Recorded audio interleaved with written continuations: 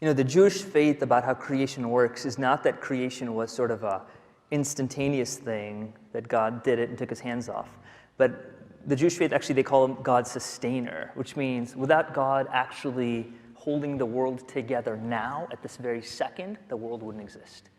Right? So this concept of creation is pretty radical, this Judeo-Christian perspective, in the sense that it's not that when did God start and what did God do. It's the fact that God is involved in everything at every second and every time. This is his beauty. This is his work of art. So having said that, though, to talk about creation, I think the big issue comes with reading Genesis, right? I mean, it feels like if you kind of take that off, there's really not much of a tension, right? People say, you drop an apple, boom, the apple falls, you have gravity. People aren't like, whoa, wait a minute, right? There's no issues with gravity. There's no issues with quantum mechanics. There's no issues with up-down quarks. Nobody's really here annoyed with the down quark. Like I've always struggled with that. Nobody says that.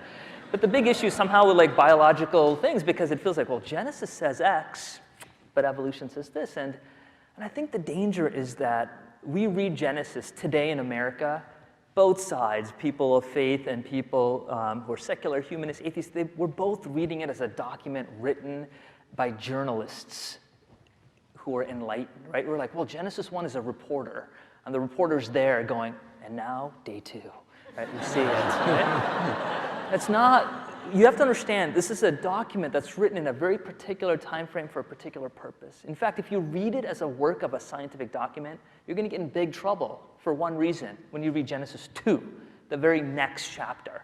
Right? In Genesis 1, it says God created the plants and then the animal, and then the last day was man.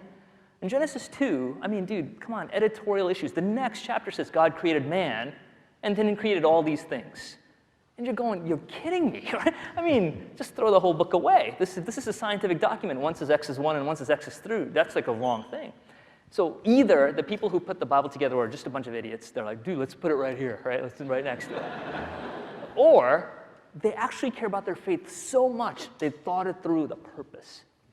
And to me, I take the latter opinion. And let me just, if you mind, just give like a 30-second reason as to why Genesis 2 is there. The time period at that time, at the time of how the epic creation epics were, was that this Lord Marduk ripped his mom into 2 pieces, created the heavens and the earth, and man actually was created as slaves to run the earth, right? Clay creatures created to kind of run the earth for the other gods. And if you read Genesis 1, it actually looks very much like it.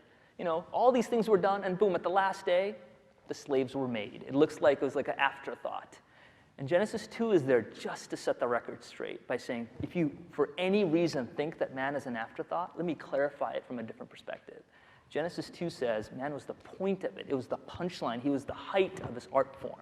And all these things were done on his behalf for God.